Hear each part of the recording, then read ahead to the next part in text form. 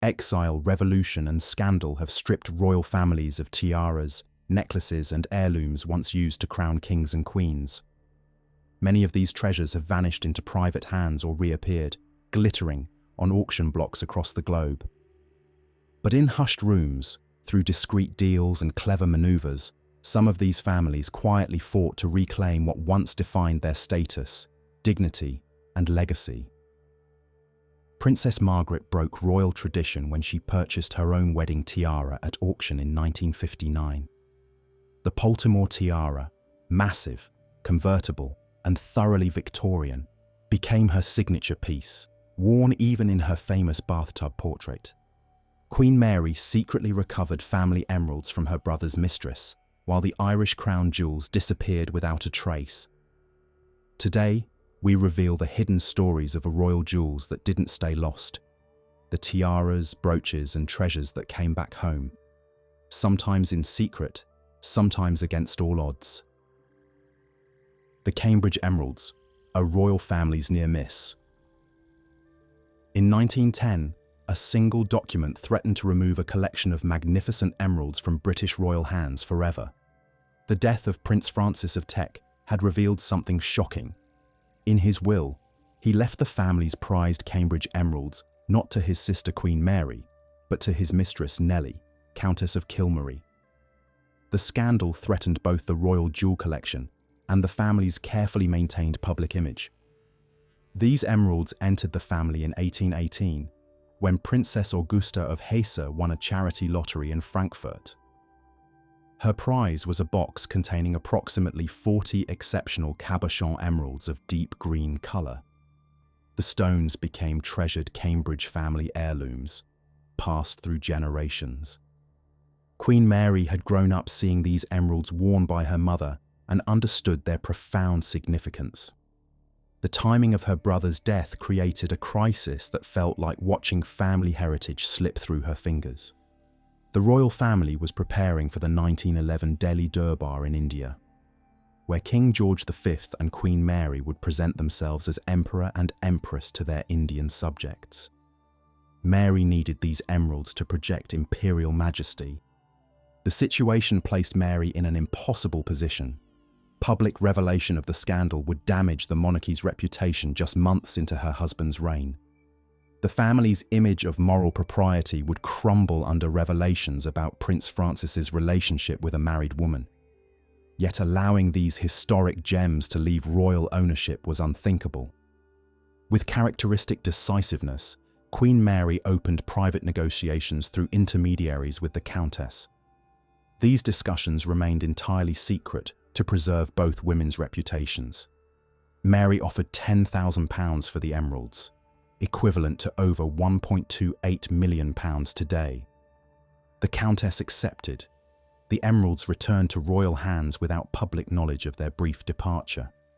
Mary immediately commissioned jewelers to incorporate them into spectacular new pieces for the Delhi Durbar, including a necklace, earrings, stomacher, and brooch, designed to complement the Delhi Durbar tiara. When Queen Mary appeared before Indian nobility in December 1911, the Cambridge emeralds adorned her neck and dress. No observers knew these jewels had nearly vanished from royal possession months earlier. Mary later incorporated the emeralds as alternative drops in the Vladimir tiara, creating one of the most versatile jewels in the royal collection.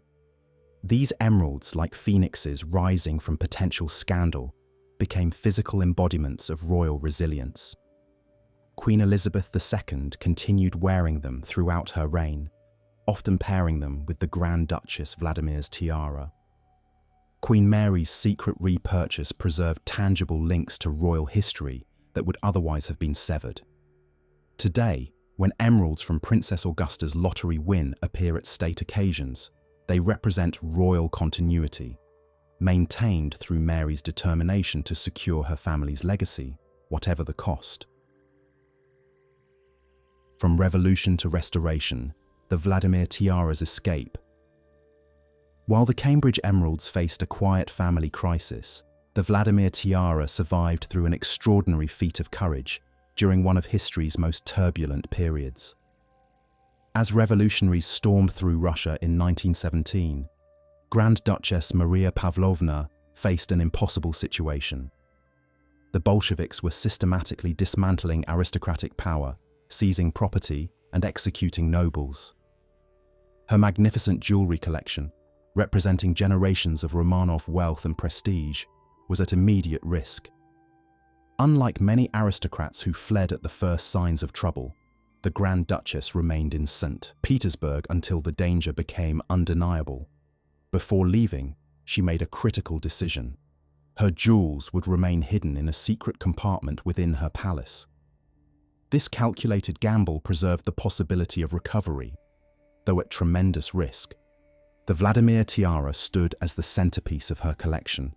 Created in 1874 by court jeweler Bolin, the piece featured intricate diamond circles, curves, and 15 pearl drops suspended in perfect symmetry. Its craftsmanship represented the height of Russian imperial artistry, a physical embodiment of Romanov magnificence that the revolutionaries would have destroyed without hesitation. As conditions in Russia deteriorated, the Grand Duchess realized her jewels couldn't remain hidden forever. Revolutionary forces were systematically searching palaces and confiscating valuables. The Vladimir jewels required rescue, but Maria Pavlovna had already escaped to the countryside. The operation would require someone with both courage and connections. Her son, Grand Duke Boris, developed a daring plan.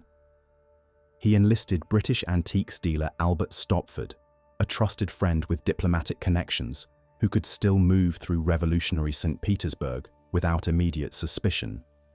In the summer of 1917, Stopford entered the Vladimir Palace disguised as a workman, a nobleman's friend hiding in plain sight among the very revolutionaries who sought to dismantle the aristocracy. The moment Stopford located and opened the secret safe was fraught with danger.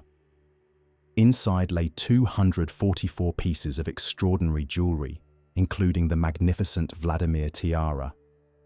Discovery meant certain death, yet he methodically transferred these treasures into ordinary Gladstone bags, practical luggage that wouldn't attract attention. The contrast between the bags' mundane appearance and their priceless contents highlights the precariousness of the mission. Stopford successfully smuggled the jewels out of Russia through Finland. The Vladimir treasures had escaped physical destruction, but the family's financial situation soon deteriorated in exile. After the Grand Duchess died in 1920, her children faced the painful reality confronting many displaced nobles. Their heritage needed to be sold to support their new lives.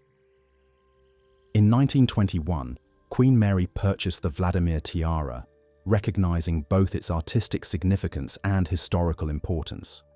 Her acquisition saved the piece from being broken apart for individual stones, a common fate for many aristocratic jewels sold during this period. The tiara found new purpose within the British royal collection, worn for state occasions where its splendor could continue to signify royal authority and tradition. Queen Mary didn't simply preserve the tiara, she enhanced it. In 1924, she commissioned an adaptation that allowed the pearl drops to be removed and replaced with 15 Cambridge emeralds. This modification created a versatile jewel capable of complementing different outfits and occasions while connecting two separate royal legacies, Russian craftsmanship with British emeralds, that had their own remarkable history. The Vladimir tiara became one of Queen Elizabeth II's favorite pieces, worn throughout her reign with either pearl or emerald drops. Each appearance of the tiara represented a small victory against historical forces that nearly destroyed it. The jewel's journey, from Russian imperial court through revolutionary chaos to British royal collection, demonstrates how royal treasures sometimes survive against overwhelming odds. What makes the Vladimir tiara's story particularly compelling is the contrast between its extraordinary value and the ordinary means of its rescue. Diamonds that once adorned imperial heads were carried to safety in simple traveling bags, their survival dependent not on armed guards, but on quick thinking and courage. Vanished without a trace. royal jewels that never returned. Not every royal jewel story has a triumphant ending. Some of history's most significant royal treasures vanish permanently, leaving behind only mysteries and empty display cases. The 1907 theft of the Irish crown jewels from Dublin Castle stands as one of the most baffling, unsolved jewellery heists in European history. These ornate jewels, presented by King William IV in 1831, consisted of a star and badge regalia set with Brazilian diamonds, emeralds, and rubies originally sourced from Queen Charlotte. Their estimated value today would be approximately €5 million. As symbols of British authority in Ireland, their disappearance created both political embarrassment and genuine loss. The circumstances surrounding the theft exposed surprising vulnerabilities.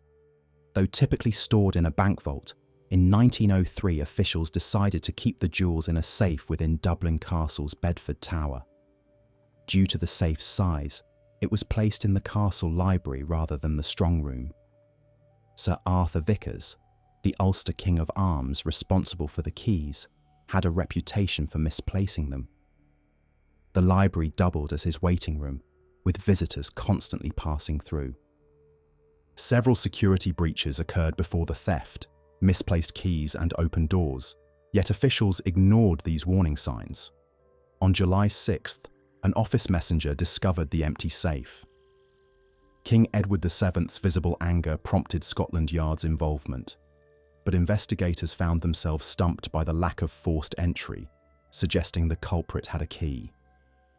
Theories about the theft ranged from inside jobs to political motives. Some speculated that political activists smuggled the jewels to the United States.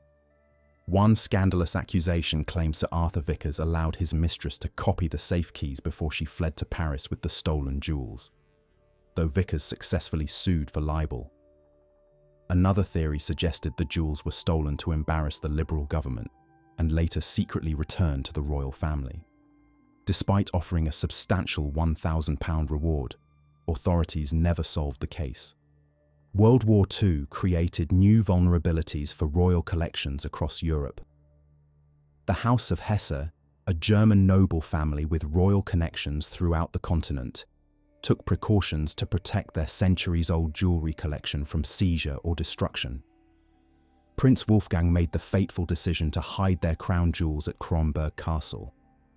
The family placed their treasures, over 500 carats of loose diamonds, a 116-carat sapphire, tiaras, rings, pendants, and other heirlooms, in a zinc-lined wooden box buried in the castle cellar behind a false wall. When Allied forces advanced in April 1945, the family fled their estate, which became an officers' club for the US Army. In November 1945, American officers stationed at Kronborg discovered the hidden jewels. Captain Kathleen Nash, Colonel Jack Durant, and Major David Watson then perpetrated one of history's most audacious thefts. These officers systematically stole and dismantled many pieces, selling gems in Switzerland and Ireland, while smuggling others back to the United States through military mail and diplomatic pouches.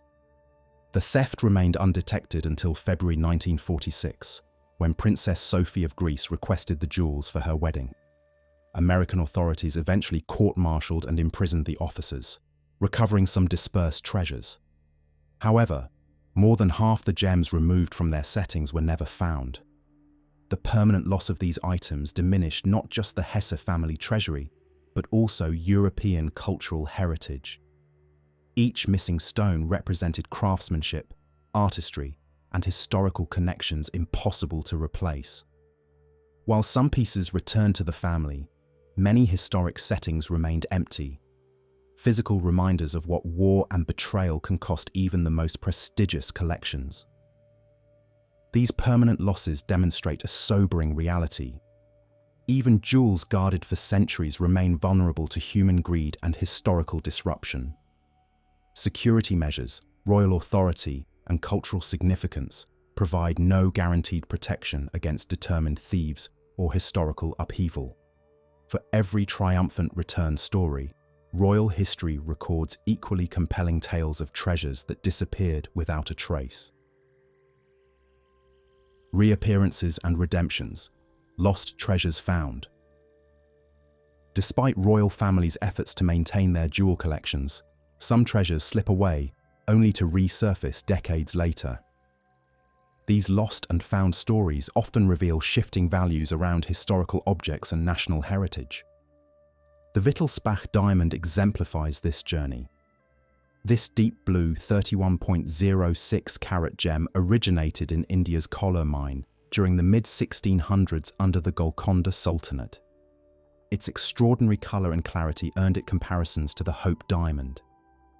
The stone traveled through European royal hands until 1722, when Maria Amalia of Austria married Karl of Bavaria, bringing the diamond to the Wittelsbach family. For nearly 2 centuries, it adorned the Bavarian crown, last seen publicly at Ludwig III's funeral in 1921. The Great Depression forced the Wittelsbach family to seek buyers in 1931, but none emerged. They finally sold the diamond in 1951, amid post-war economic struggles. The stone briefly appeared at the 1958 Brussels World Expo, before businessman Helmut Horten purchased it in 1964 as a wedding gift for his wife Heidi. The diamond then disappeared from public view until 2008, when Christie's announced its auction. The diamond's reappearance created international excitement. London jeweller Lawrence Graf paid £16.4 million, a record price at the time, for the historic stone. Graf's subsequent decision to recut the diamond sparked intense controversy. He removed 4.5 carats to eliminate chips and scratches, improving its clarity, but altering a historic gem that had remained unchanged for centuries. This modification highlighted tensions between preserving historical authenticity and enhancing commercial value. Hawaii's royal treasures experienced a different journey. When the Hawaiian monarchy fell in 1893, Queen Liliuokalani's personal jewelry collection scattered. Among these pieces was her diamond butterfly brooch, featuring 159 diamonds with tiny ruby eyes set on trumblant, designed to tremble with movement. The Queen wore this brooch in her hair in one of her most recognized portraits, and as an aigrette atop her diamond necklace in her official accession portrait. The piece symbolized both her international royal connections and Hawaiian sovereignty. Another significant piece, the tiger claw necklace given to Queen Liliuokalani by the King of Siam, eventually returned to Hawaii through unexpected channels. This gold chain necklace featuring 9 tiger claws was purchased at a 1924 auction and later donated to the Honolulu Museum of Art, which loaned it to Iolani Palace in 2000. The Iolani Palace's ongoing efforts to recover these royal treasures demonstrate how former monarchies reclaim cultural heritage. Each reacquired object helps reconstruct a sovereign past, interrupted by colonial intervention, serving as tangible connections to Hawaiian independence. France has pursued similar reacquisitions despite being a republic. The Louvre Museum has systematically purchased pieces from the dispersed French crown jewels, recognizing their importance to national heritage. In 1985, the museum acquired the Orléans sapphire parure from the Count of Paris, returning these Napoleonic jewels to French ownership after 150 years with the House of Orléans. Other successful recoveries include Empress Eugenie's pearl tiara, purchased in 1992 with help from the Friends of the Louvre. The museum also reacquired the ruby and diamond bracelets of the Duchess of Angoulême in 1973, and the diamond star of the Order of the Holy Spirit around 1951. These reappearances reveal how royal treasures transform from family possessions into national patrimony. Even countries that abolished their monarchies recognize the cultural significance of royal jewelry. The Wittelsbach diamond's journey from royal crown to private collection to public auction represents how these objects maintain relevance across centuries, while Hawaii's recovery efforts demonstrate how jewelry can embody political sovereignty and cultural identity. When lost jewels return, Whether through auctions, strategic purchases, or donations, they reconnect present generations with historical moments that shaped nations. Their reappearance creates opportunities to preserve cultural legacy and reconcile with complicated pasts. Beyond material value, why royal families fight for their jewels. Royal families wrestle with difficult decisions about their jewelry collections throughout history. The Duchess of Alba, Caetana Fitzjames Stuart, didn't need to dramatically reacquire the emerald and pearl tiara that once belonged to Empress Eugénie of France. Her family preserved it through generations without interruption. Caetana wore this precious heirloom at her 1947 wedding, and her daughter Eugenia continued the tradition at her own 1998 ceremony. This unbroken chain of possession represents the ideal scenario for royal families, continuous ownership that reinforces the family's historical narrative. Most royal houses face more complicated situations. Financial pressures regularly force painful calculations about which pieces to sell and which to protect. These decisions reveal that certain jewels hold value beyond their material worth. Royal families often repurchase specific pieces while letting others go, demonstrating which jewels serve as irreplaceable connections to their past. These objects function as physical links to ancestors and pivotal historical moments. When Queen Elizabeth II wore the Cambridge emeralds, she continued a tradition connecting her to Queen Mary, Princess Augusta, and the 1911 Delhi Durbar ceremony that helped define British imperial identity. Such jewels embody family memories and dynastic continuity in tangible form. Even replicas can carry powerful symbolic significance.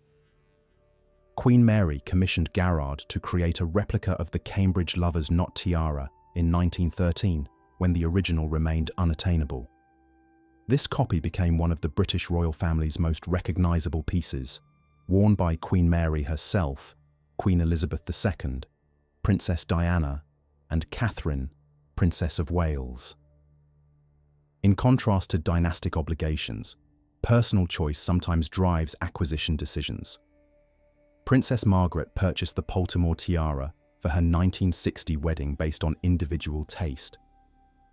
Yet after her death, her children sold this personally selected treasure to cover inheritance taxes, demonstrating how even beloved royal jewels remain subject to practical considerations. When certain pieces become intertwined with national identity, they transform from family possessions into cultural patrimony. This explains why even republics like France actively reacquire royal jewels through institutions like the Louvre. Their value extends to represent national artistic achievement and shared heritage. This broader significance creates unique pressure on royal families to balance their roles as private owners against their position as custodians of national heritage. When economic hardship forces sales, public disappointment often follows, as if a piece of collective identity has been lost. The extraordinary efforts to reclaim specific pieces, Queen Mary's secret purchase of the Cambridge emeralds, the dangerous smuggling of the Vladimir tiara, Hawaii's ongoing retrieval of dispersed royal treasures, reveal that these objects represent irreplaceable connections to dynastic past. While royal families could commission new jewels of equal material value, they cannot recreate the historical connections and symbolic weight of original pieces. Conclusion. These stories reveal a truth behind the glitter. Royal jewels are physical embodiments of family legacies and national identities. The Cambridge emeralds, Vladimir tiara, and Hawaii's royal treasures transcend their material value through the stories they carry. Royal families fight to reclaim these pieces because they preserve irreplaceable connections to their past. Each gem, setting, and design choice reflects centuries of history, legitimacy, and authority. Despite their significance, these treasures remain vulnerable to universal forces: love, loss, financial necessity, and the drive to preserve heritage. In their sparkle lies the question: what physical objects in our own lives carry our most precious histories? If you enjoyed this video, please give us a like, subscribe for more journeys into jewelry history, and ring that notification bell so you don't miss our next episode.